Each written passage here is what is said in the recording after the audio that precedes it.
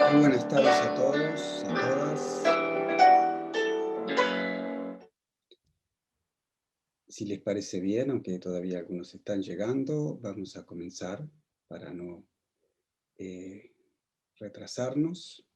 Quiero darles la bienvenida a este programa que comienza hoy, que está inscrito en una actividad más amplia, que es el Seminario Permanente de Hermenéutica y Espiritualidad, que iniciamos el año pasado y este año con Carolina pensamos en iniciar esta actividad sobre este programa sobre la literatura espiritual de la Edad Media.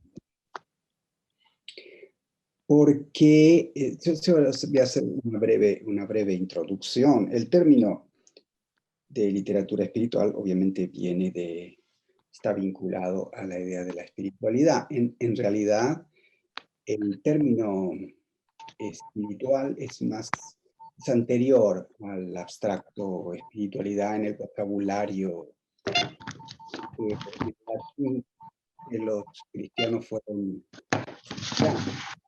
El cristianismo poco a poco, a medida que se modernizaba, iba incorporando nuevos términos, algunos venidos del griego, como es en este caso. Y después, bueno, tuvieron un gran desarrollo en las lenguas romances. Este término espiritual, vinculado a literatura, que tiene que ver está vinculado con el abstracto o espiritualidad,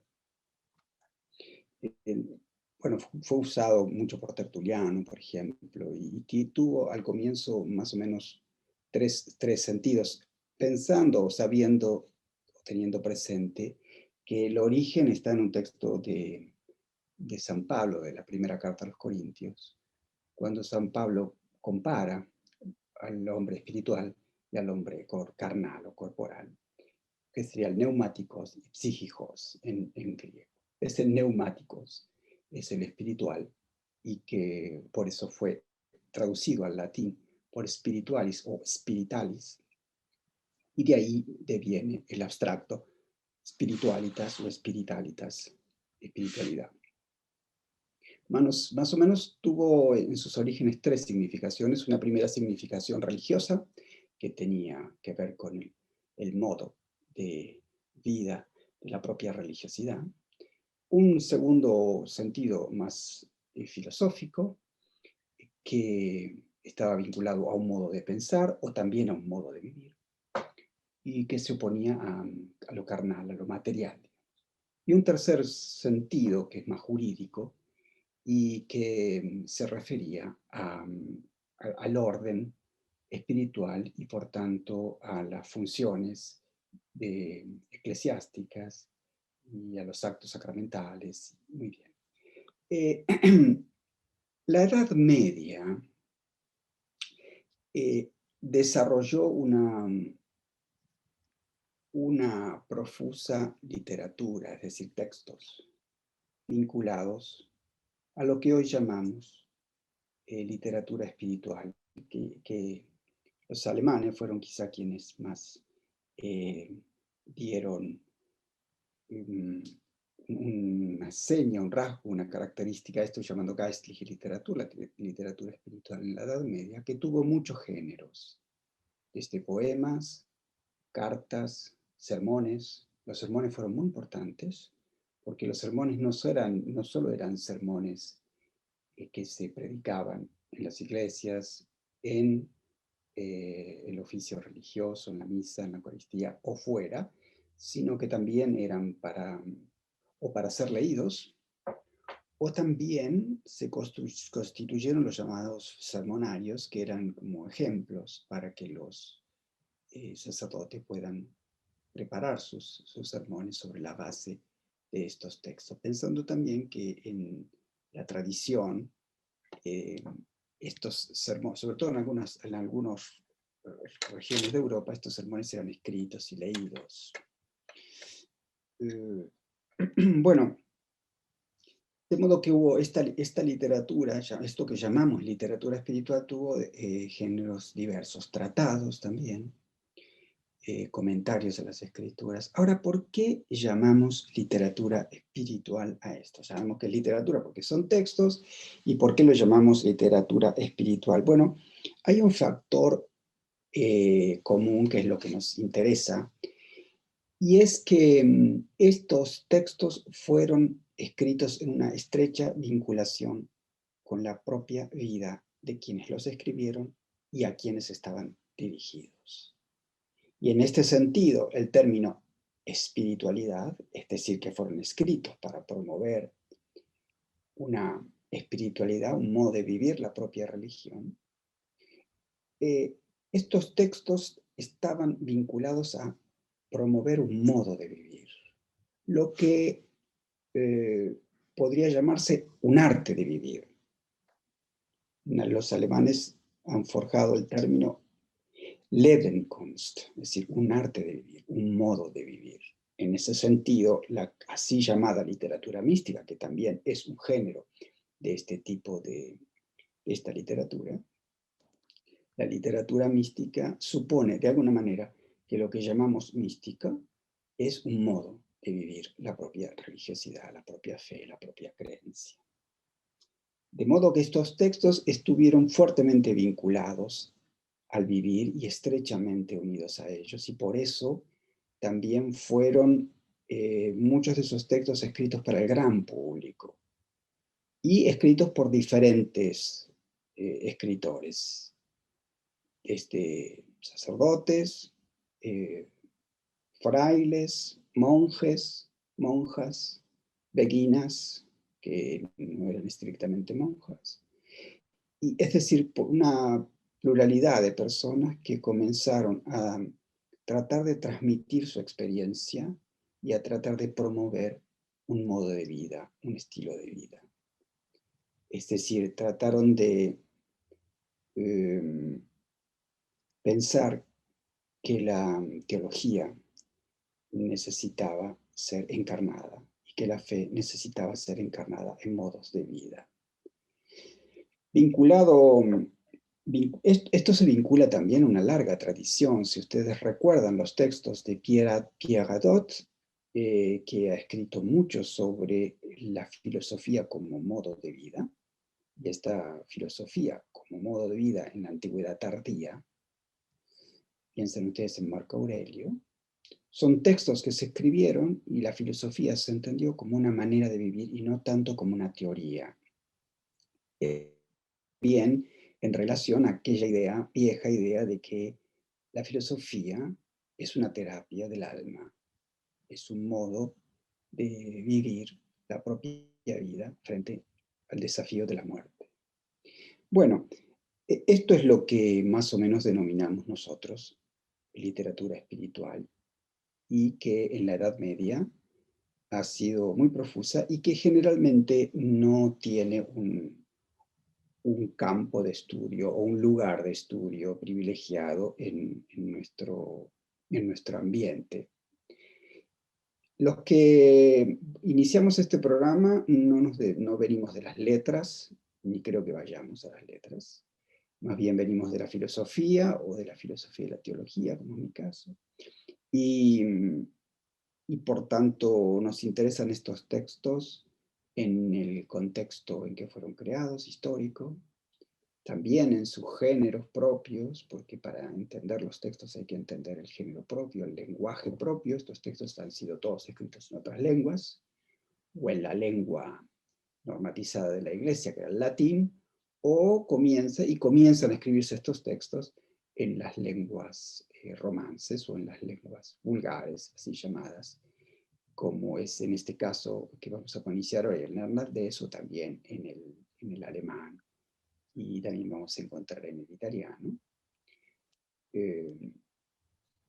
Bueno, y entonces estos textos nos interesan porque no encuentran muchas veces un lugar donde reflexionar sobre ellos, de pensar sobre ellos, y porque también dan testimonio no solamente de la fe de los escritores, de su las tradiciones teológicas que desembocan ahí, y también filosóficas. Eso nos interesa, qué hay detrás del texto, como decía Eckhart, que fue uno de los reconocidos grandes pensadores y promotores de esta literatura. Eckhart decía que hay detrás de la corteza de la letra. Y ¿qué es lo que vamos a hacer en esto? Bueno, este es un programa que va a tener modalidades diversas. En este caso vamos a leer un texto, quizá habrá en otros momentos donde hablemos más sobre un autor específicamente. La modalidad irá cambiando. Lo que no va a cambiar, o pretendemos que no va a cambiar, es que como ustedes habrán visto, se llama programa de estudio. Nos hemos reunido acá para estudiar entre todos. De modo que, si bien hay bueno, la coordinadora del programa es Carolina, pero si bien hay, digamos, va a haber un moderador en cada caso, o un expositor o alguien que dirija la sesión, quisiéramos que participen todos muy libremente, porque nos hemos sentado, digamos, metafóricamente todos alrededor de una mesa con el mismo grado de ignorancia todos, a escucharnos, a interpretar los textos, a pensarlos, y de modo que no sientan que simplemente vienen a escuchar una lección, una clase, sino que queremos entre todos hacer el esfuerzo de entender estos textos en su contexto y lo que pueden decirnos hoy, incluso a quienes no profesen ningún credo, digamos. Hay allí una experiencia de vida y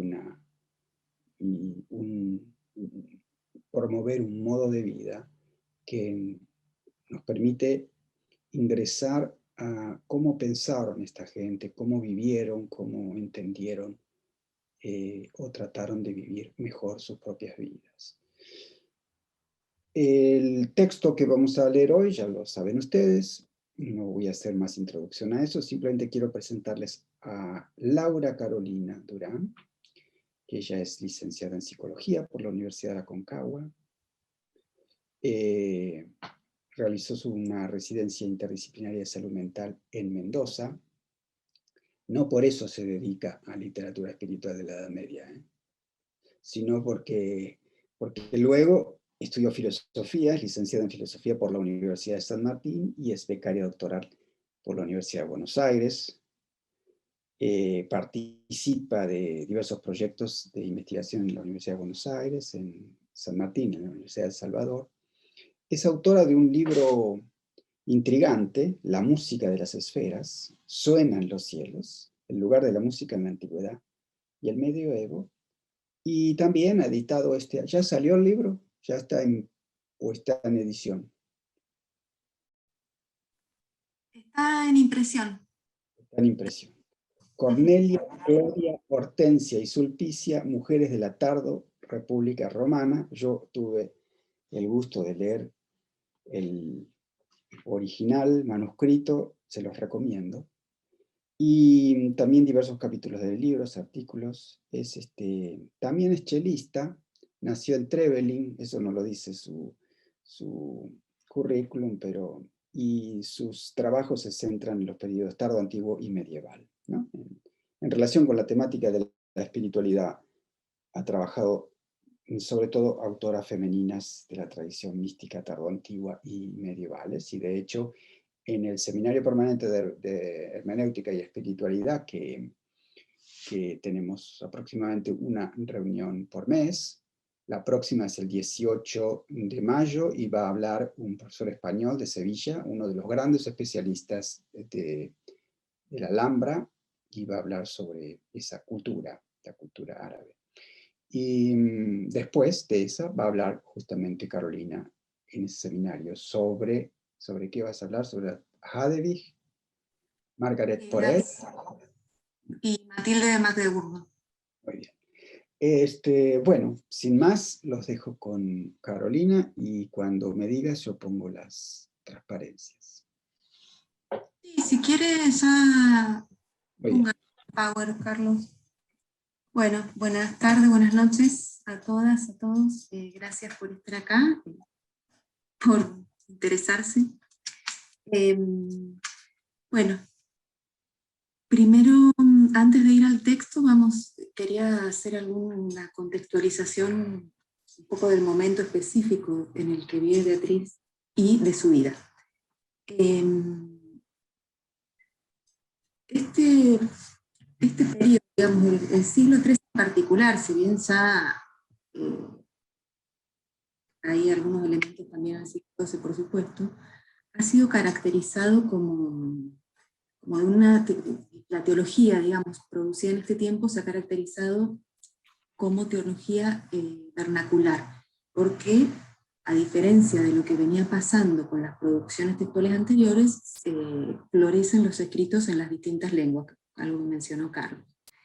Quien insiste en caracterizar como de una manera muy peculiar esta teología es McGuinn, que es un autor que escribió una obra en 4 volúmenes que se llama La presencia de Dios y va rastreando a lo largo de la historia, desde la antigüedad griega,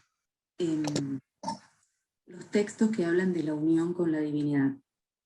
Y él habla de este periodo como de la teología vernácula, pero no solo se caracteriza por el empleo de estas lenguas, sino que se amplía mucho los círculos los auditorios a los que acceden estos textos. Otras autoras, como son Victoria Cirlot y Blanca Garí, esas han hecho traducciones de varias autoras femeninas y bueno, tienen mucha producción al respecto en esta temática, hablan de este periodo como del siglo XIII en particular, como el siglo de oro, digamos así, de la mística femenina. Porque esa es otra característica. Mucha producción textual de este periodo se debe a mujeres que escribían. Y el movimiento de las beguinas es un movimiento clave. Si bien Beatriz, que es la autora que vamos a trabajar hoy, no era una beguina, fue formada por beguinas, ahora comentamos algunas cosas de su vida, y está en mucha vinculación con ese movimiento. Es un movimiento que no sé si conocen, pero bueno, sé que hay gente que veo que sí sé que conocen. Después de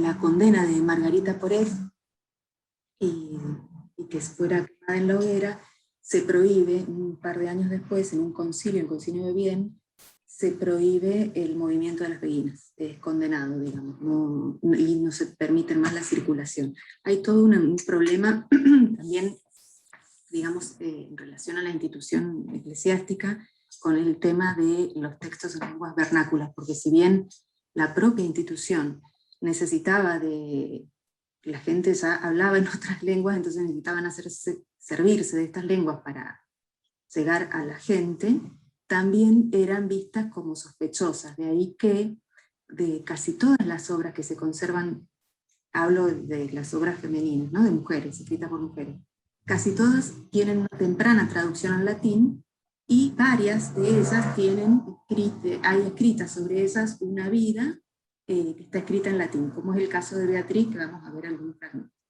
¿Quiere pasar la siguiente, Carlos? Sí, cómo no.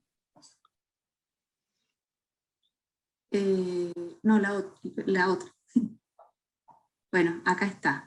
Esta es una imagen de Beatriz.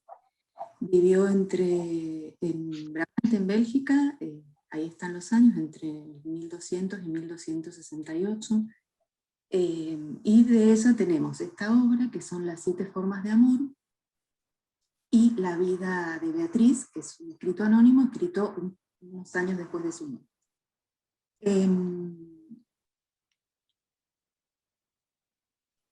Esta es una imagen de un vitral que todavía está en la abadía de Nazaret. Bueno, en cuanto a la vida, hago algunos comentarios generales de la vida de Beatriz. La sexta hija de una familia de gente muy religiosa. De hecho terminó toda la familia teniendo una vida religiosa. El padre de ella fundó 3 abadías, la tercera es la abadía de Nazaret, en la que Beatriz primero ejerció como maestra de las novicias y después fue priora hasta su muerte. Muere su mamá de niña, a los 6, 7 años, entonces el padre la envía a que se forme con un grupo de mujeres religiosas, beguinas, que la empezaron a formar en las artes liberales, que son las artes del lenguaje, las del trivium del lenguaje y el quadrivium de lo real, que era la formación estándar, digamos, en esta época. Estudia unos años ahí, y a los 10 años el padre la manda a otra escuela en un convento, y ella le dice que quiere ingresar a vivir en el convento. Ingresa, permanece ahí estudiando, formándose, y después a los 15 años se ordena. Está un tiempo en este convento, después la mandan a otro, y ahí la abadesa la manda a otro lugar, no me acuerdo ahora el nombre de la ciudad, para que se forme en copiar manuscritos y en las iluminaciones, las ilustraciones esas que vemos en los manuscritos. Y aparte, no lo mencioné, pero aparte, por supuesto que Beatriz tenía formación en latín, que es algo que después en algunas autoras ya vamos a notar que no era tan habitual. Si quiere pasemos a la siguiente, Carlos. Bueno, acá esto es a modo ilustrativo. Siempre es una cuestión con los escritos medievales, cómo nos llegan los textos, bueno, y siempre del texto de 7 maneras de amor, tenemos estos tres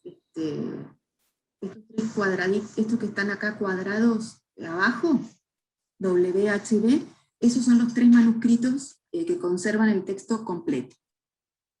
Y estos ascendentes que vemos son los textos de los que se supone que fueron copiados, porque son copias.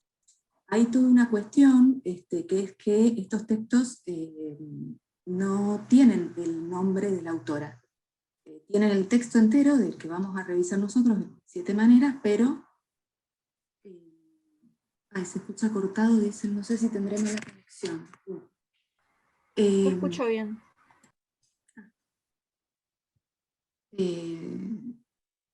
Bueno, ¿cómo se llega a la conclusión de que este es el texto de Beatriz?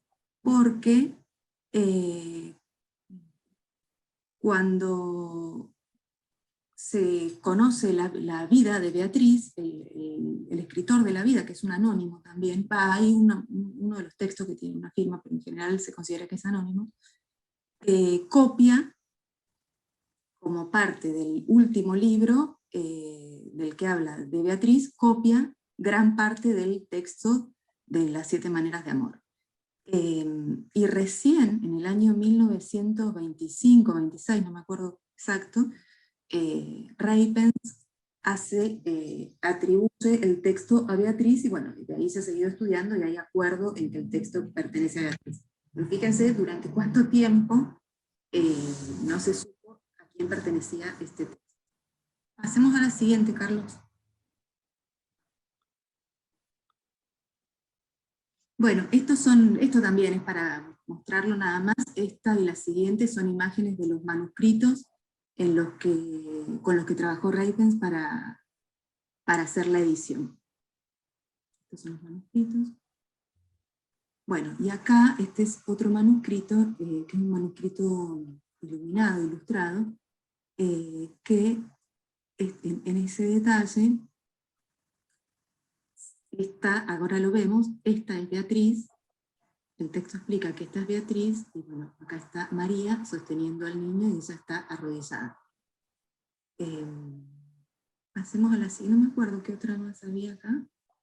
Bueno, y acá esto también es para que lo vean nada más, para acercarnos. Esta es la, la edición en neerlandés, la primera página, de cómo, para que vean cómo es la edición, frase por frase. Bueno, acá está un poco más grande. Bueno, y acá vamos a hacer referencia a cuestiones que tienen que ver con la vida, porque es muy distinto el texto de la vida de Beatriz con el texto de las 7 maneras de amor. La vida, bueno, describe la vida, la divide en 3 grandes bloques, digamos así, que es la iniciación, lo que después se llama el periodo de progreso y el periodo de perfección. Se supone que esta vida está construida, escrita en base a un texto autobiográfico que habría escrito Beatriz. El autor dice que él no la conoció a Beatriz, pero que se basó en la autobiografía que se había escrito en una serie de escritos que eran como de ejercicios espirituales y en los testimonios de las hermanas, de la gente que convivió con ella durante mucho tiempo. Todos esos textos a los que hace referencia el autor de la biografía no se conservan. Entonces no se sabe si eso es así o no. En la biografía sigue el modelo de otras biografías, les digo, hay muchas biografías sobre mujeres en este periodo, hay varias escritas por Tomás de Cantempré, y él, bueno, menciona que quiere seguir ese estilo. Ahora bien, en esos materiales, y aparte por los testimonios de gente que la conoció a Beatriz, se describe, cuando ella ingresa, cuando es trasladada al segundo convento, entabla amistad con una mujer unos años más grande que ella, que se llama Ida, y que es muy importante en el proceso espiritual de Beatriz, y aparece en varios lugares que ella le pide que intervenga ante Dios para que tenga la posibilidad de un acercamiento íntimo a Dios. Bueno, acá esto que vamos a leer ahora es el relato de una de estas experiencias místicas que Beatriz tuvo. Esto sucede unos pocos años después de que se ordenó, cuando tenía 17 años. Leo lo que dice el texto de la vida. Después de haberse ocupado en eso un tiempo, de repente perdió la capacidad de los sentidos y fue raptada en éxtasis hasta el cielo. Y Beatriz, la sierva de Dios, y su alma, sin su cuerpo, fue acogida en el elevado coro de los serafines, que son los más cercanos a la presencia de Dios. De forma milagrosa, reconoció que se había establecido en ella un espíritu seráfico, y, por revelación divina, comprendió claramente que ella, que se había hecho semejante completamente a ellos, había sido elegida para ejercer con ellos el servicio de alabanza y agradecimiento. Allí veía a los espíritus más bienaventurados de la patria celestial, agrupados en 9 coros y ordenados por la sabiduría divina en sus moradas bañadas de luz. Así podía contemplar en clara contemplación la esencia divina en la plenitud de su gloria y el poder de su completamente perfecta majestad. Cómo mantiene todo, cómo lo dirige y da a cada cosa su destino. Ella comprendió que este era su creador y que él se adhirió a ella en un abrazo increíblemente dulce. Y alabando y amando, reposaba ella en la suprema e incomprensible Beatriz. Bueno, hasta ahí es como para que tengamos un acercamiento a algún texto de la vida. Igual yo después voy a leer, antes de que empecemos con las 7 formas, lo que dice el autor sobre el texto. Bueno, pasamos directamente al... Si alguien quiere intervenir, o comentar, o interrumpir, lo que quiera, lo que sea, avise. Adelante, quiero decir. Pasamos, si les parece, al texto. El texto, fíjense que se llaman las 7 formas de amor. Al inicio, en general, se interpretó como que eran como si fueran pasos gradados, ¿no? Como que cada nivel era un paso más en el ascenso del alma a la unión con la divinidad. Pero hay autores como Haas, que es un estudioso, bueno, que ha trabajado mucho Eckhart, y bueno, todos los autores de este periodo, y Blanca Garí lo sigue en esto, que piensan que más que como una escalera, digamos, de ascenso, tendríamos que pensar estos 7 modos como de una forma caleidoscópica, digamos, como distintas formas en las que se refleja el amor y que se manifiesta el amor en el alma. Por supuesto que ya el título 7 modos de amor nos habla de la centralidad del tema del amor, y que esto es una característica de todas las autoras femeninas de este periodo, que se centran en el amor, y bueno, algunas identifican directamente a Dios con el amor. Les voy a leer, antes de que leamos el texto de Beatriz, voy a leer lo que dice el autor en la biografía de estos 7 grados. Leo. Estos pues son los 7 grados o estados de amor, 7 en número, a través de los que ella mereció alcanzar a su amado, no a pasos regulares, sino a veces caminando a pie, a veces corriendo veloz, o incluso volando con ágiles alas, y pasando por el exilio de esta vida mortal, aprendió presencialmente el supremo e increado bien, que durante su vida solo buscó como un espejo en un vago reflejo. Bueno, pasamos al texto de Beatriz, Carlos. ¿No lo ven ahí? No.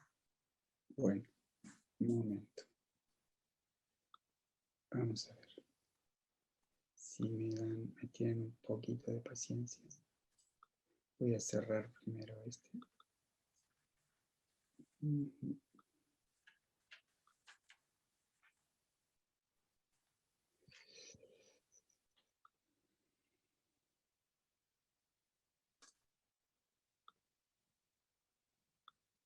Ahí lo pueden ver. No, esto no es, perdón, me equivoqué. Es el texto, pero el original. Que quiero poner en pantalla es... A ver, un segundo. Este es el que quiero poner. ¿Lo ven ahora? Sí. Ahora sí. Perfecto. Bueno, tiene algunas anotaciones o subrayados, porque alguien había escrito al mail de hermenéutica pidiendo el texto, y yo mandé otra traducción, pero revisándola nos pareció mejor esta. Y como no estaba digitalizada, la digitalicé yo el libro, y bueno, van a notar que tiene algunas anotaciones. Bueno, vamos a ver hoy la primera forma, porque me parece que no nos va a dar el tiempo para avanzar más, y después vamos viendo de agrupitos. El texto empieza con esta frase que es como la clave hermenéutica, digamos así, que tenemos que entender está operando en todo el texto. Es esto primero. Hay 7 formas de amor que provienen de lo más alto y que a lo más alto vuelven.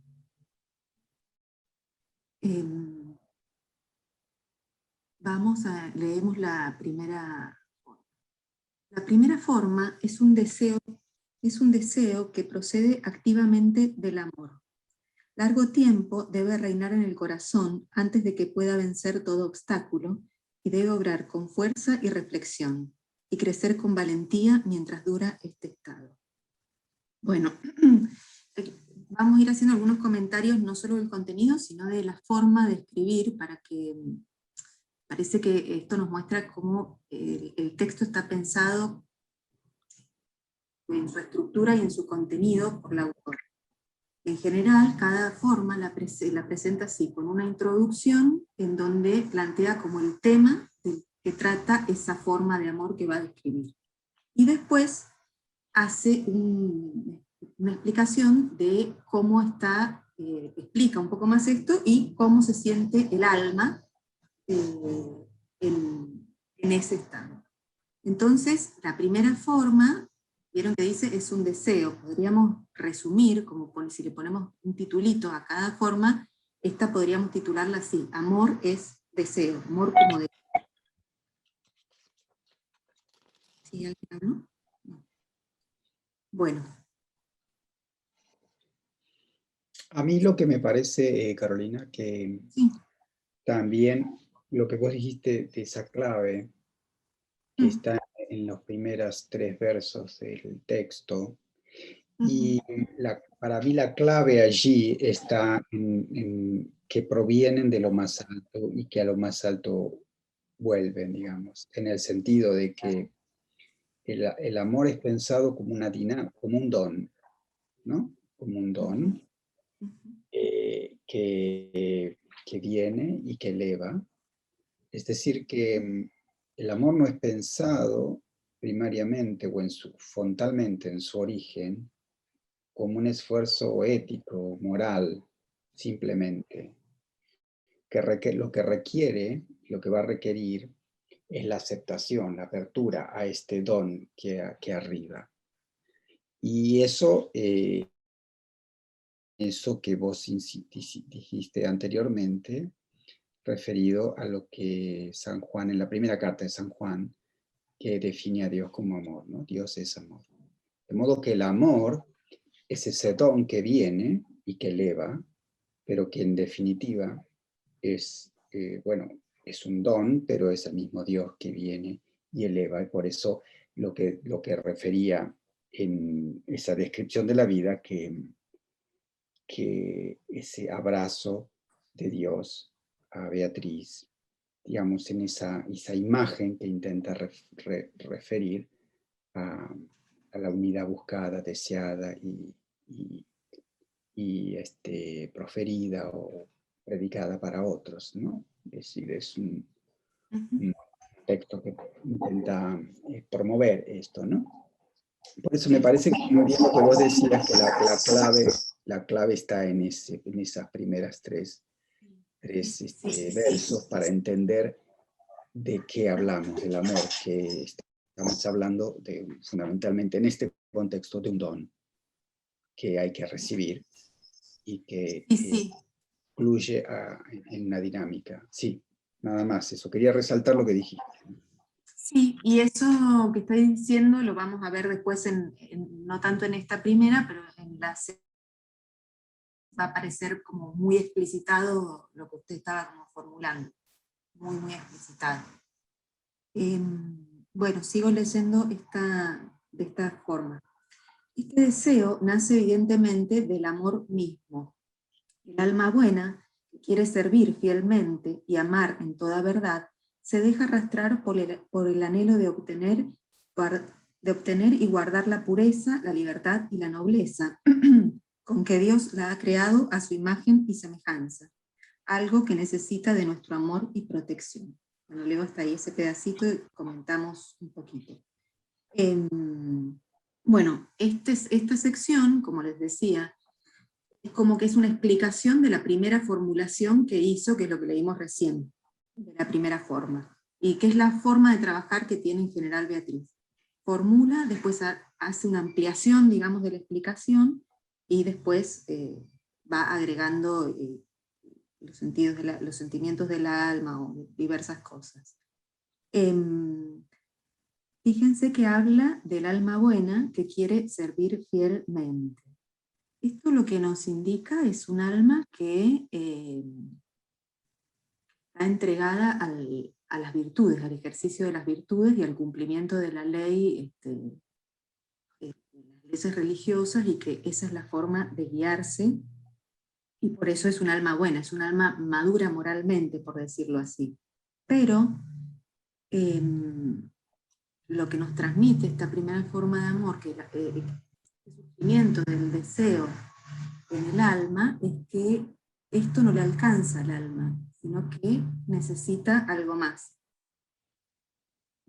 Otra cosa que quería, esto que dice, ¿no? Amar en toda verdad, se deja arrastrar por el anhelo de obtener y guardar, y acá viene una tríada que postula Beatriz, es la tríada del alma: pureza, libertad y nobleza, con que Dios la ha creado a su imagen y semejanza. Estas tres ideas de pureza, nobleza y libertad son ideas que en general se entienden como en relación con toda la literatura del amor cortés, porque en toda esta literatura que circulaba mucho en la época, los trovadores de amor, bueno, las obras y demás, de estas maneras se caracteriza al alma amante, como noble, como pura, es un amor puro el amor cortés, y como libre, porque es un amor que está más allá de lo institucional del matrimonio, el amor cortés. Bueno, y el tema de esto que es arrastrada por el anhelo de obtener pureza, libertad y nobleza, con que Dios la ha creado a su imagen y semejanza. Es decir, el alma lo que busca, que es un poco lo que va a mostrar el texto, es llegar a ser la que es, digamos, llegar a ser lo que es por su creación, imagen y semejanza de Dios. Sigo leyendo un poquito más. En este camino, donde el alma quiere caminar, relacionarse y crecer, ascender hacia un amor más alto, hacia un conocimiento de Dios más íntimo, hacia la perfección que le ha sido destinada y a la que es llamada por su Creador. Acá está claro esto que por ahí mencionó Carlos en lo que dijo de las primeras frases, ¿no? Pero que está claro que el alma es llamada. Más allá de que el alma cumpla obras nobles, buenas, se ejerciten las virtudes y demás, este deseo y la dinamis del amor que se produce en el alma es algo que le viene dado, no es una actividad voluntaria que realice el alma. Y es llamada a corresponder a su creación. Bueno, y la idea de que esto es un camino, ¿no? Que, bueno, la idea esa de 7 formas o 7 maneras, manieren, es el término en neerlandés, como decía al inicio, si bien no hace falta pensarlo como una escalera, pero sí da la idea de un recorrido, de distintos recorridos que hace el alma en este proceso que, vamos a ver, en definitiva es una transformación total y radical del alma. Bueno, sigo leyendo. A esto es a lo que se aplica mañana y tarde, a eso se entrega completamente. Es toda su pregunta, toda su aplicación, toda su reclamación ante Dios, todo su pensamiento. ¿Cómo puede alcanzarlo y cómo puede conseguir igualarse al amor en el esplendor de las virtudes y en la total pureza de su constante nobleza de amor? Bueno, esta es otra característica de cómo se describe todo este proceso en el alma, que es, se entrega completamente. El texto está lleno de todo, completo, estos términos como absolutos, ¿no? Que implican que esto es de a ratitos o como una pequeña ocupación, sino que es una transformación de todo el vivir y de toda el alma por completo. Acá, así como, no sé si les parece, pero me parece que acá, así como vimos en el inicio del texto que se calificaba al alma mediante una tríada, que era la pureza, la nobleza y la libertad, acá hay otra tríada que califica al objeto. Fíjense que está entre estas preguntas, ¿no? Que lo que dice es que quisiera igualarse al amor en el esplendor de las virtudes y en la nobleza de amor, en la pureza de su constante nobleza de amor. O sea que estas son las 3 cosas que el alma quiere alcanzar si puede unirse a la divinidad. Sigo leyendo. El alma examina a menudo, este es otro tema central que vamos a ver, es muy habitual en todos los textos producidos en los cistercienses, que tiene que ver con el autoconocimiento. El lugar importante, digamos, amor está muy ligado con el conocimiento, el amor a Dios está muy ligado con el conocimiento de Dios, y como en definitiva este es un proceso que está en el fondo del alma, entonces va a manifestar en el fondo del alma, es necesario el autoconocimiento. De ahí viene esto que yo les mencionaba, que el autor de la vida habla de que se basó en buena parte en los escritos de ejercicios espirituales de Beatriz. Bueno, ahora leo. Esta alma examina a menudo lo que ella es y lo que debería ser, lo que tiene y lo que falta a sus deseos, llena de celo y grandes deseos, con toda la sagacidad de la que es capaz. Se esfuerza en guardarse y evitar todo lo que podría poner obstáculos. Reposa y deja de buscar, reclamar, indagar, tomar y guardar todo lo que puede ayudarla. Todo lo que puede ayudarla a hacerla avanzar en el amor. Bueno, eso que decíamos, ¿no? Como que la idea central acá es esta cuestión de que el alma tiene que examinarse a sí misma. Y después describe cómo es esa autoevaluación. Lo que tiene, lo que le falta a sus deseos, lo que la llena, los deseos que tiene, la sagacidad de la que es capaz. Bueno, va enumerando las distintas cosas que tiene que evaluar el alma en sí misma. Avanzo un poquito más, porque ahora en esto que vamos a ver acá, vuelve a ser como una pequeña síntesis, y esa es otra característica en el texto, que suele hacer, no lo hace así en todas las etapas, pero en varias hace como una pequeña síntesis para recapitular las ideas que quiere transmitir como con más peso. Esta es la mayor preocupación del alma en este estado, su obra y su labor, hasta que finalmente obtiene de Dios, por su celo y su fe, poder servir al amor, sin que las pasadas faltas la detengan, con una conciencia libre, un espíritu purificado y una clara inteligencia. Bueno, fíjense que acá todavía se trata de un alma que está instalada en el obrar y en la labor, en lo que podríamos decir el ejercicio de las virtudes. Digamos que el alma hace una actividad no solo en relación a sí misma, sino en relación al exterior. Por esto de que dice su obrar y su labor, lo podemos pensar como la labor del alma hacia el exterior. Y que hace todo por el fin de servir al amor. Y fíjense que también está la cuestión de la referencia a que las faltas no la detienen. Y esto es también una idea que va a aparecer en otras secciones del texto. Esta alma no está limitada por los pecados que puede haber cometido. Una vez que está dinamizada por el amor, entra en un proceso en el que no es la preocupación el haber cometido pecados o todo ese tipo de cosas, digamos. No se centra en eso el texto. No sé qué les parece, qué percepción les da, pero fíjense que son textos que van... bueno, son textos. Este es un texto, digo, porque los comparo tácitamente con otros. Tienen una forma de explicar la relación del alma con Dios que es muy distinta, por ahí a lo habitual que se transmite en la cristiandad, ¿no? El ejercicio de las virtudes, el pecado, digamos, como que los énfasis van por otro lado en estos textos. Leo el final de esta parte. El deseo de tal pureza y de tal nobleza procede con seguridad del amor y no del temor.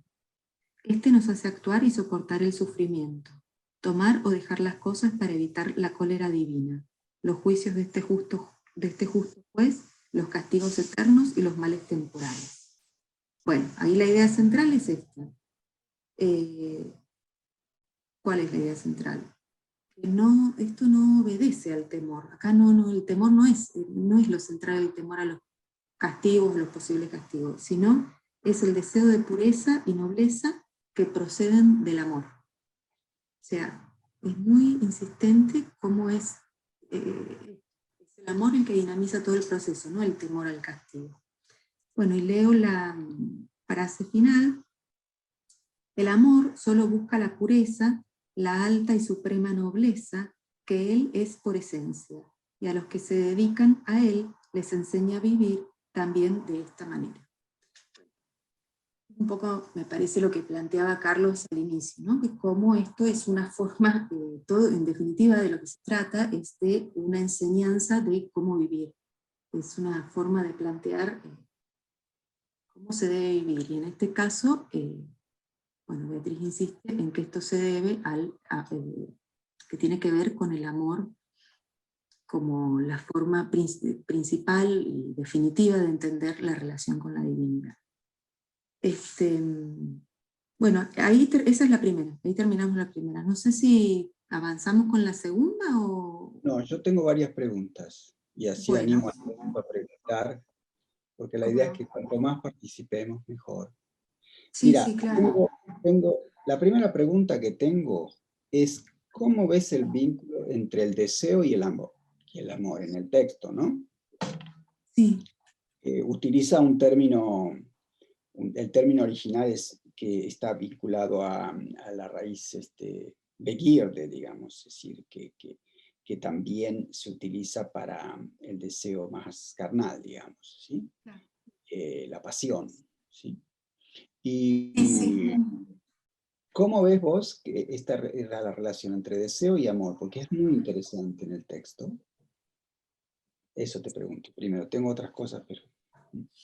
Sí, a mí me parece que lo que deja ver esta primera forma de amor, que como yo les decía, la podemos llamar amor como deseo, es que es el amor, el deseo es un efecto del amor, digamos, que se despierta en el alma y que hace que el alma como que tome conciencia de la necesidad de acercarse, de que la forma de acercarse a Dios es a través del amor.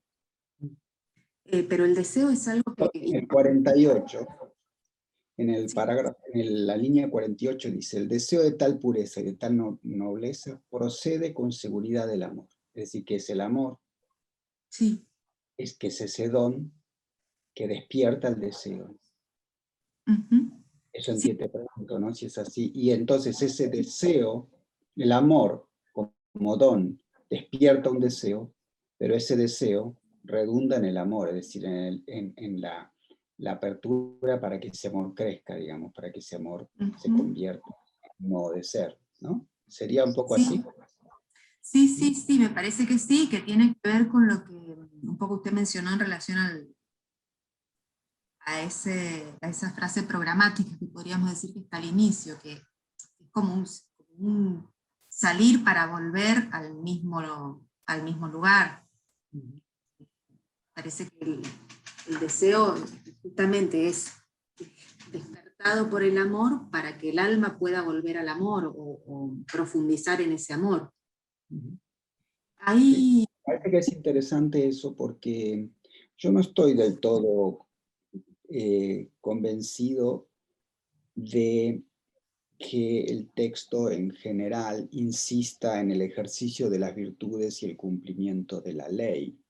Fíjate que es un texto que más bien parecería que hace referencia a la necesidad de esa apertura para recibir un don que viene y que obviamente esa apertura exige mucho y requiere mucho, como va a decirlo después a lo largo del texto, digamos.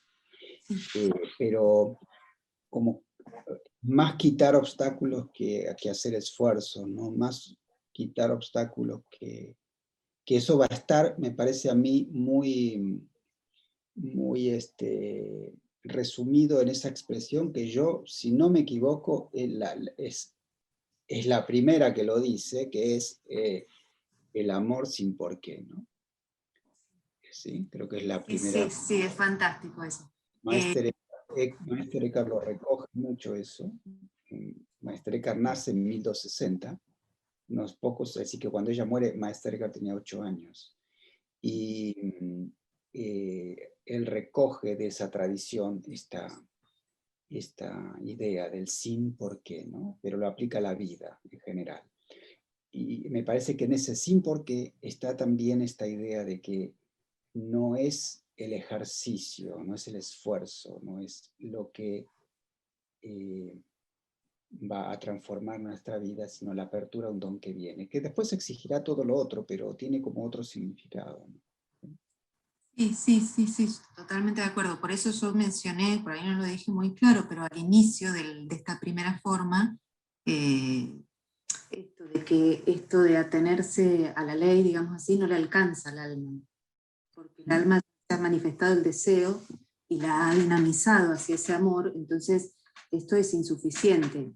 Y lo que dice el amor sin por qué, bueno, la segunda forma para mí se titula así, amor sin por qué. Claro. Porque es una idea central, preciosa, aparte como lo dice. Y agrego una cosa más, Carlos, de las típicas cosas que agrego, eso está en Margarita Poret también. Vivir sin un... No sé si, pero probablemente Eckhart leyó ese texto. De hecho, Eckhart vivió en el convento en el convento dominico de dominicos en París, vivió cuando era profesor y convivió con algunos de los que fueron los inquisidores de Margaret Poret. Pero quizá hay alguna otra pregunta. Perdón, Carlos, hay 2 preguntas y un comentario en el chat referente a esto. Claudia Marambio, no sé si lo querés expresar vos o querés que lo lea. Bueno, lo leo. A mí me gusta entender... Si quieres lo lees tú. Muchas gracias. Dale, Claudia. No, lo leo. Por favor, sí. Sí, no te entendí al revés, perdón. A mí me gusta entenderlo como aspiración más que deseo, la aspiración al amor. Sí, no sé Carolina, que... Y en la otra traducción castellana que tenemos está traducido por anhelo. En realidad a mí, si bien son cuestiones muy discutidas, tanto en la obra de Beatriz como en las obras de las beguinas,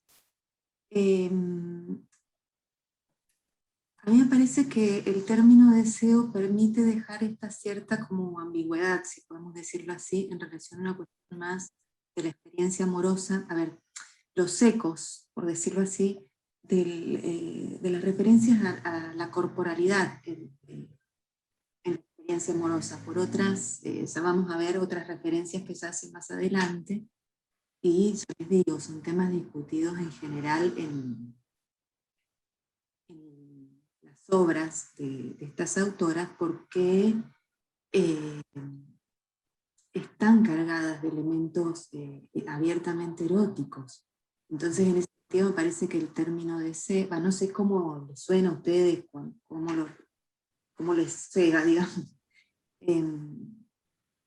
Pero por eso me parece que el término deseo puede ser preferible a anhelo. Yo creo que para entender eso hay que pensar lo siguiente, varios planos para mí. Pasa igual con todos los textos traducidos, escritos en el llamado Mittelhochdeutsch, el alemán medieval, que es de esta época, digamos. La fuente de muchos de estos términos es el latín, porque son términos bíblicos. Y lo que hacen las lenguas, las nuevas lenguas que aparecen en Europa y que son las lenguas que habla la población, y que entonces comienzan a traducir los textos. En esta época comienza a predicarse en la lengua, no predicarse más en latín, sino en las lenguas llamadas vulgares, convengamos llamarlas vulgares, es decir, que populares, que hablaba la gente. Entonces tienen que traducir esta terminología, tienen que traducir ese vocabulario, como decía antes respecto al término spiritualis o spiritualitas. Y en esa traducción tienen que asumir su propia lengua, y esa propia lengua viene cargada con la tradición de la lengua, de lo que decía, de lo que, en lo que fue inscripta. Por ejemplo, el amor cortés. Eso no quiere decir que se piense la relación con Dios en términos del amor cortés o en términos eróticos, digamos. Más o menos, digamos, porque si uno lee el Cantar de los Cantares, obviamente que ese lenguaje se asume, pero se sublima, digamos. Y por eso el texto es canónico, tanto en la Biblia cristiana como en la Biblia, en la Biblia hebrea, digamos, judía. Y eso por un lado. Por otro lado, hay otro problema, y es que lo que los términos significan para nosotros, que tenemos ya otra tradición, y por tanto tenemos, esos términos están cargados de sentido y están cargados de connotaciones, tanto espirituales como psicológicas, entonces, cuando pensamos qué término usar o no, como puede ser aspiración, como puede ser anhelo, lo más interesante es pensar lo que el texto quiere traducir y el contexto en el cual quiere ser dicho esto, ¿no? Lo interesante, en todo caso, es que en este caso el deseo, el término que utiliza Beatriz es el término Begierde, que es un término que expresa un deseo profundo que tiene una vibración, una repercusión corporal decisiva, y por eso que conmueve, que sacude a todo. Es decir, a ver cómo puedo decirlo con una metáfora, desde las vísceras, no es intelectual, no es algo que se piensa, pero no conmueve. No, es algo que desde las vísceras sale ese deseo, por eso que es transformador y por eso que es un don, porque es algo que no es que pensándolo adviene, sino que me atraviesa, me pasa, me sacude, me saca de mí mismo, que eso es en definitiva de lo que se trata esto. Es decir, recibir un don que me saque de mí mismo, ¿no? Por ejemplo, si ustedes vieron esa tríada que nombró Carolina, pureza, libertad y nobleza. Pureza, podemos estar claros, digamos, pureza quiere decir la transparencia, el que se ve, el que no haya obstáculos, no haya manchas. La libertad más o menos sabemos qué es, pero ¿qué quiere decir nobleza?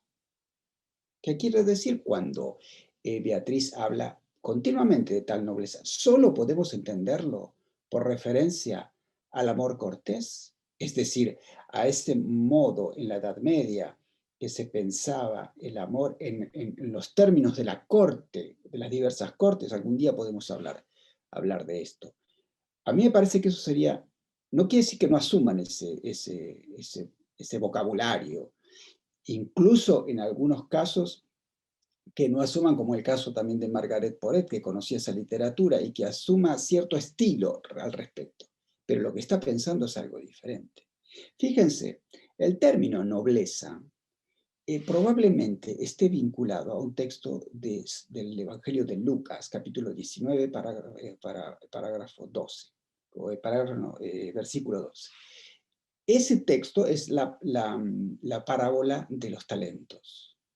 El texto original dice: un hombre noble se fue a una tierra lejana para conseguir un reino, y entonces a sus servidores les deja o los talentos, o las minas, o el dinero, para que lo administren. Va, conquista ese reino y vuelve. Maestre cargado sobre el hombre noble. Ahora, cuando dice noble y nobleza, está refiriéndose al texto de la Vulgata, es decir, al texto latino de la Biblia, que dice justamente: homo quidam nobilis habit in regionem longiquam accipere sibi regnum et reverti. Un hombre noble, ¿no?, se fue a una región muy lejana para recibir un reino y volvió. Salir y volver. Muy bien, ahora, ¿qué quiere decir el texto latino, o qué tradujo el texto latino por nobilis? Tradujo el griego, porque el texto en griego es eipen un anthropos tis eugenes, alguien bien nacido. Y alguien bien nacido, eso es el hombre noble. ¿Y qué quiere decir bien nacido en este contexto? Para mí, no sé, Carolina, ¿qué te parece? Está refiriéndose a que somos hijos de Dios. Y por tanto, esa es nuestra nobleza. Ese es nuestro buen nacimiento. Y a ese nacimiento es que hay que recuperar. Y por eso que esta parábola de San Lucas sirvió a toda la literatura espiritual para tratar de pensar este movimiento de ida y de retorno. Como decía Carolina, ese retorno a sí mismo para encontrar, en el fondo, en él ese reino. El reino está entre ustedes, no está en otro lugar, ¿no?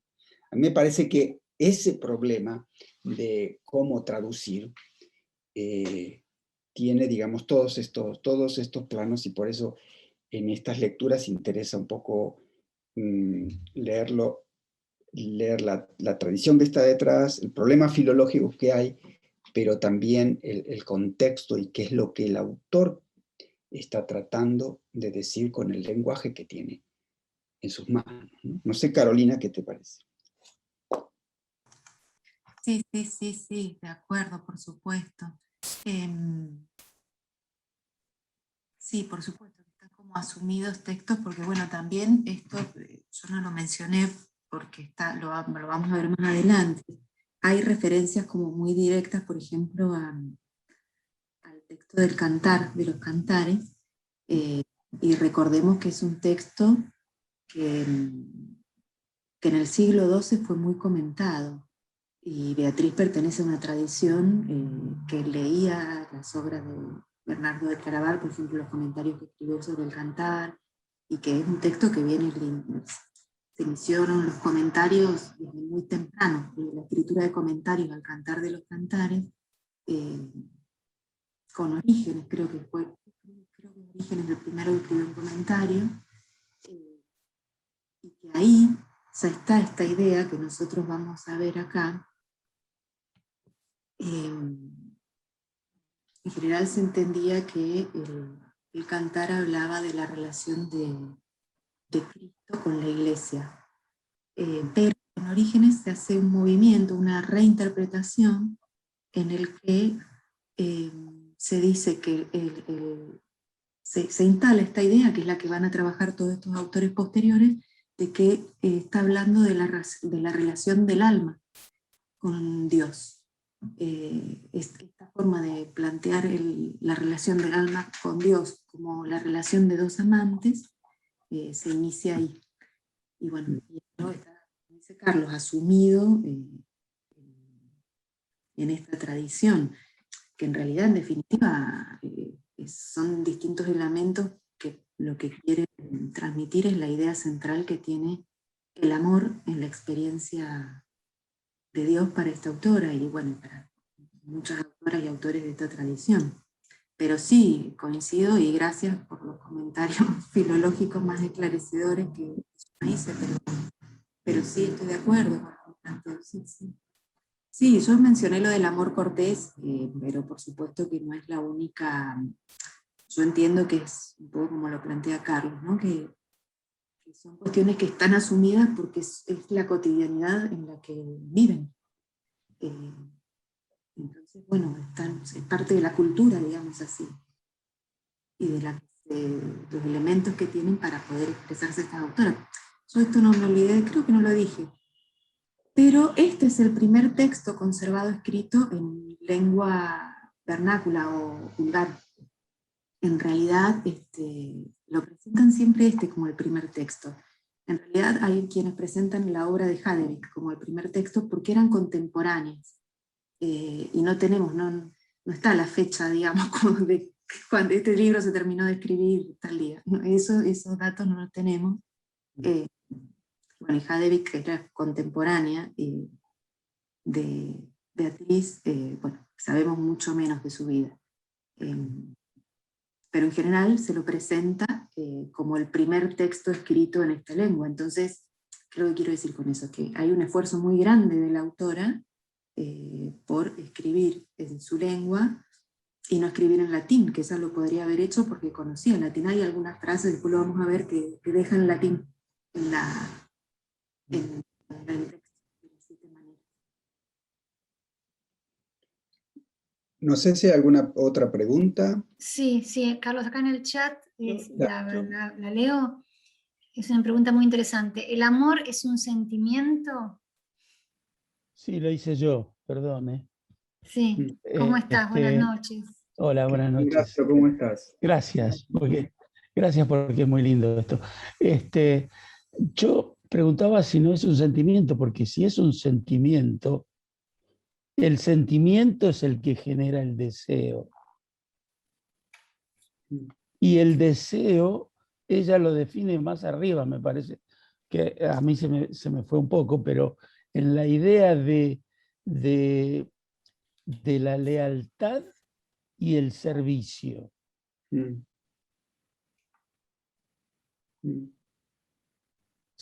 sé por dónde está en el texto porque es la primera vez que lo veo, pero la lealtad y el servicio. Ese es 12. ese deseo que genera el amor se manifiesta, por lo menos en este texto, en lealtad y servicio.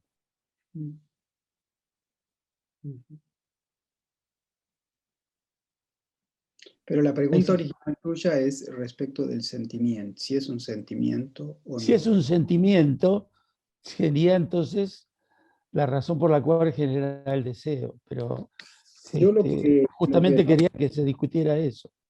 No sé, Carolina, qué pensás, pero a mí me impresiona mucho esta frase al final. No sé si la corrió, o lo que ustedes ven, porque a veces yo corro y la... Sí, se ve. El 55 aquí, ¿no? Fíjate, Horacio, que dice, pero el amor solo busca la pureza, la alta y suprema nobleza que él es por esencia, que él es, ¿no? Es decir, que el amor busca el amor. Y a los que se dedican a él, les enseña a vivir también de esta manera. Es decir, fíjate que casi está como personalizado el amor, ¿no? Casi está como personalizado. Entonces, sin duda que el amor produce, yo creo que al principio el texto lo dice, bueno, la primera forma es un deseo que procede del amor. Es decir, que la primera forma del amor es un deseo que procede del amor. No sé si es como un círculo, ¿no? Que se cierra. Yo creo que por eso el amor es en el texto esto, para mí, no sé los demás que les pensará, es una presencia en nosotros que despierta el deseo del amor también. Porque ese deseo no es de otras cosas, es del mismo amor. Y esa presencia en uno, esa presencia, el reconocimiento de esa presencia, es el que despierta todo lo demás, y entonces se convierte el amor en quien enseña. ¿Y enseña a qué? Bueno, a vivir de esa manera. ¿Qué manera? El amor. Es decir, que es el amor que lleva al amor. Quiero decir que me parece a mí, volviendo a tu pregunta, yo creo que hay algo de conmoción, porque el deseo es deseo porque algo me ha conmovido, porque algo me parece, quiere decir es en ese sentido, y por eso el término Beguir lo traduzcamos como lo traduzcamos. Hay una conmoción en uno, porque hay una presencia en uno, y esa presencia en uno desata ese camino para que ese amor se despliegue, digamos así. Esa presencia se despliega como viviendo de esa manera, ¿no? No sé, Carolina, ¿qué pensás? Sí, estoy de acuerdo con lo que está diciendo. También a mí me parece que caracterizarlo como que es más que un sentimiento. No es que la esfera de los sentimientos no tenga importancia, porque la tiene en el texto. Porque Beatriz habla mucho de los sentimientos como que habla de los sentimientos que produce la experiencia del amor. Me parece que el amor tiene un estatuto ontológico mucho más hondo, que produce toda esta experiencia transformadora que lleva a otras formas de vivir, pero que tiene se habla de otros sentimientos que son efectos del amor. Es como que se diferencia, tiene como otro estatuto. Y aparece por momentos de manera muy clara la cuestión de la personificación. Que esto es algo habitual en las obras de las autoras femeninas, de las otras autoras femeninas, las beguinas que hablan directamente bueno, por ejemplo, en el texto de Margarita Poret se habla de Dama Amor. Esto también tiene que ver con algo, con detenerse un poquito en las cuestiones de la lengua, ¿no? Porque amor, tanto en el alemán, en el medio alemán, en el neerlandés, en el francés antiguo, es femenino. Entonces por eso a veces se le habla de dama amor, como pasa en el texto de Margarita Poré, pero amor es un término femenino. Pero bueno. Yo lo que me parece que uno se queda sin una definición del amor. Se habla del amor, se habla, y uno es lo que anhela,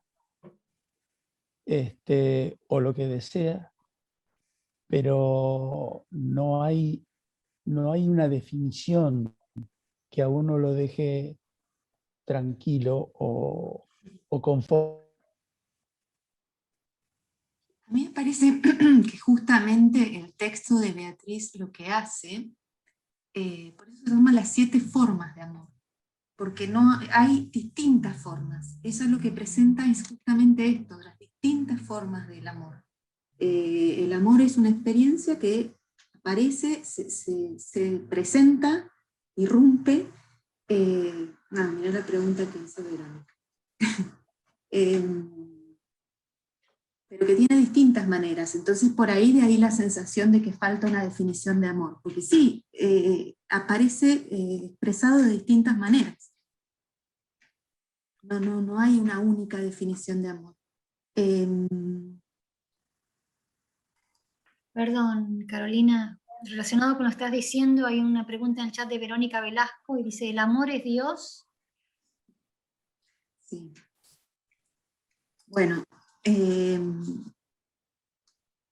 a mí me parece, y por la bibliografía que he leído, ¿no?, que en Beatriz, a diferencia de las otras autoras, cuando digo las otras autoras, son Hadevig, Matilde Magdeburgo y Margarita Poré. No se puede responder tan directamente de manera afirmativa a eso. Por momentos queda como muy cercano, digamos, la relación entre Dios y el amor es muy, muy cercana, pero no queda equiparado Dios al amor como en las otras obras, que sí, digamos, se respondería sin ninguna duda.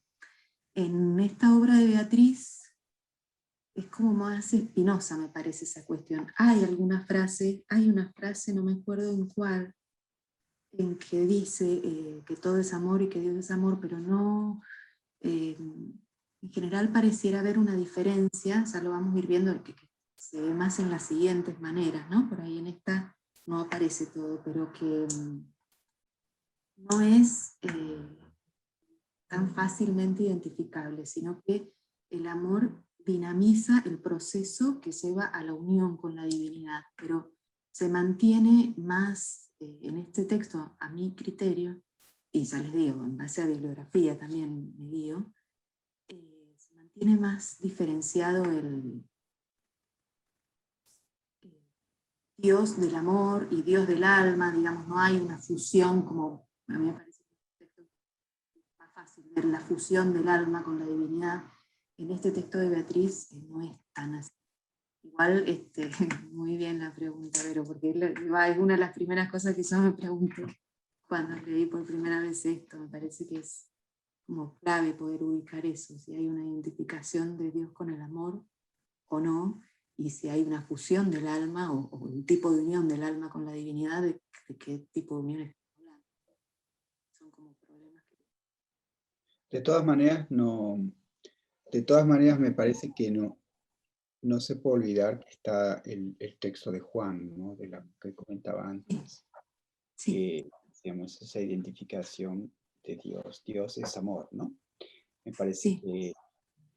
que lo que en todo caso creo que muestra es que el fenómeno del amor, para hablar en nuestros términos, el fenómeno, es decir, este acontecimiento del amor, es muy complejo. Es decir, si bien podemos decir que Dios es amor, cuando ese amor eso se convierte en nuestra experiencia, es complejo, quiero decir, no que sea complicado, sino que interviene todo nuestro ser según lo que el texto va diciendo, ¿no? Por eso siempre es como dialéctico, siempre es como un camino. Por ejemplo, dice, fíjense que por allí dice, en el parágrafo, empecemos a leer, la primera forma es un deseo que procede activamente del amor. Es un deseo activo. Largo tiempo debe reinar en el corazón antes de que pueda vencer todo obstáculo. Y debe obrar con fuerza, miren, fuerza, reflexión y crecer con valentía, ¿no? Es decir, lo que requiere ese deseo, obrar con fuerza, con reflexión, es decir, que está implicado ese volver sobre sí mismo, el pensar, el conocerse a sí mismo, ¿no? En la teología del siglo XII fue muy importante, en el Cister, ¿no? Ese esfuerzo por conocerse a sí mismo, una tradición que le viene de la antigüedad tardía, del cristianismo de la antigüedad tardía, que recoge también de la filosofía platónica o neoplatónica, el conocimiento de sí como la perfección del hombre, ¿no? Pero estamos en hora, pasados de hora, porque nos habíamos propuesto con Carolina que dure esto una sola hora para no... Y ya llevamos 1 hora 10 minutos, porque empezamos casi 10 y estamos en I-27. Una última, yo hago del malo acá con el tiempo. ¿Alguna última pregunta? Sí, Carlos, hay una en el chat de Claudia Marambio. ¿La leo, Claudia? Sí, Sí, por Bueno. favor, si no se puede hoy, para la próxima sesión o cuando se pueda. ¿Podría profundizar un poco más la relación entre el estudio de la Trinidad y la forma de evocarla con 3 ideas, 3 adjetivos, 3 anhelos? Pero, Claudia, ¿dónde ves eso en el texto? Para entender la pregunta. Ahora, en este momento no se percibe también el texto, se ve muy chiquito, pero generalmente casi todas las... Sí, te escucho, te escucho. Casi todas las ideas que menciona cómo busca el amor, hay una parte que dice cómo, no me lo apunté pero no lo tengo en mano, son 3 ideas. Entonces me parece, a ver, yo este texto lo leí la primera vez en francés, que no es exactamente igual, ¿no? Pero también me llamó la atención eso, que va evocando siempre 3 ideas. Y podría evocar Por la ejemplo, Trinidad. la pureza, la libertad, la nobleza, ¿no? Exacto, pero más abajo también, varias veces lo hace, en forma repetitiva. Sí.